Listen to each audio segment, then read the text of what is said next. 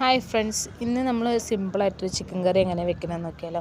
അപ്പോൾ ഞാനെപ്പോഴും സാധാരണ പോലെ ഉണ്ടാക്കുന്ന ചിക്കൻ കറി ഇങ്ങനെയാണ് കേട്ടോ ഞാൻ വെക്കുന്നത്. അപ്പോൾ എങ്ങനെ ഉണ്ടാക്കണമെന്ന് നോക്കിയാലോ. അതിന് വേണ്ടി ഒരു 2 മീഡിയം സൈസ് സവാള എടുത്തിട്ടുണ്ട്. അത് നല്ല രീതിയിൽ വഴറ്റി കൊടുക്കുക. പച്ചമുളക് ഇട്ടിട്ടാണ് കേട്ടോ ഞാൻ വഴറ്റുന്നത്. ഒരു 2 ടേബിൾ സ്പൂൺ ഓയിൽ ഒഴിച്ചിട്ടുണ്ടാവും. അതും കൂടി ഒഴിച്ച് നല്ല രീതിയിൽ വഴറ്റിയെടുക്കുക കേട്ടോ. നല്ലപോലെ വഴറ്റിയെടുക്കുക. നല്ല ബ്രൗൺ നിറമാവണ വരെ നല്ലപോലെ വഴറ്റിയെടുക്കുക കേട്ടോ. പിന്നെ കുറച്ച് കറിവേപ്പിലയും കുറച്ച് ഉപ്പും വേഗം വഴറ്റി കിട്ടാൻ വേണ്ടി കുറച്ച് ഉപ്പും ചേർത്തിട്ട് നല്ലപോലെ വഴറ്റിയെടുക്കുന്നുണ്ട്.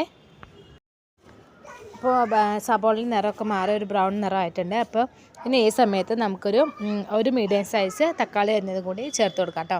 ഇത് നല്ല രീതിയിൽ വഴറ്റിയെടുക്കാവേ. ഇതും കൂടി നന്നായി വഴറ്റിയെടുക്കുക. പിന്നെ അതിനകത്തേക്ക് ഇഞ്ചി വെളുത്തുള്ളി ചതച്ചോടുകൂടി ഇട്ട് കൊടുത്തിട്ടുണ്ട്. ഞാൻ മറന്നു പോയിട്ട് നേരത്തെ ഇടാൻ. സബോള വഴറ്റുന്നതിൻ്റെ ഒപ്പം തന്നെ വഴറ്റിയെടുക്കുക കേട്ടോ. പിന്നെ ഞാൻ മാഗ്നേറ്റ് ചെയ്ത് ഒരു മണിക്കൂറോളം ഞാൻ ഫ്രിഡ്ജിൽ വെച്ചിട്ടുണ്ടാവും. മുളക് പൊടി, മല്ലിപ്പൊടി, മഞ്ഞൾപ്പൊടി, ചിക്കൻ മസാല, ഉപ്പ് എല്ലാം കൂടി ഇട്ട് മാഗ്നേറ്റ് ചെയ്ത് വെച്ച ചിക്കനാണ് കേട്ടോ. ഫ്രിഡ്ജിൽ 1 മണിക്കൂർ വെച്ചായിരുന്നേ. അപ്പോൾ അത് ഇട്ട് കൊടുക്കുക. എന്നിട്ട് നല്ല രീതിയിലൊന്ന് വഴറ്റി കൊടുക്കുക കേട്ടോ. ഇത് നന്നായി ഒന്ന് ഇളക്കിയിട്ട് ഇതിനകത്ത് നിന്ന് വെള്ളം ഒന്ന് ഇറങ്ങുന്ന വരെ ഒന്ന് ഇളക്കി കൊടുക്കുക കേട്ടോ. ഇടയ്ക്കൊന്ന് അടച്ച് വെച്ച് തുറന്ന് ഇളക്കി കൊടുക്കുക. അപ്പോൾ അതിനകത്ത് നിന്ന് ചിക്കനിൽ നല്ല വെള്ളം വരുവേ. അപ്പോൾ വെള്ളം വരുന്നത് വരെ നന്നായി ഒന്ന് വഴറ്റി കൊടുക്കുക. ഇങ്ങനെ അടച്ച് വെച്ച് തുറന്ന് ഇടയ്ക്കിടയ്ക്ക് ഇളക്കി കൊടുക്കുക. ഒരു 5 മിനിറ്റ് ഇങ്ങനെ ചെയ്യുമ്പോഴത്തേനും ആ ചിക്കന് നന്നായി നല്ല രീതിയിൽ വെള്ളം ഇറങ്ങിയിട്ടുണ്ടാവും കേട്ടോ.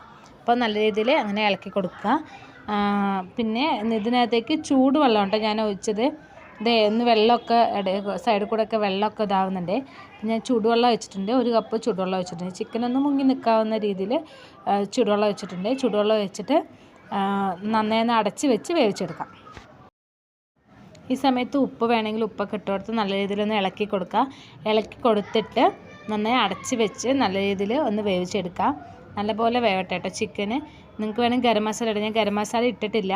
അപ്പോൾ ഗരം മസാലയൊക്കെ ചിക്കൻ വെന്ത് കഴിഞ്ഞ് മുകളിൽ ആക്കി കൊടുക്കാം കേട്ടോ. ഒന്ന് ഇട്ട് കൊടുക്കാവേ. ചിക്കൻ നന്നായി വെന്തിട്ടുണ്ട്. കുറച്ച് മല്ലിയില കൂടി ഇട്ട് കൊടുക്കുന്നുണ്ട്. അപ്പോൾ ഇത്രയേ ഉള്ളൂ. സിമ്പിളായിട്ടൊരു ചിക്കൻ കറിയാണ് കേട്ടോ.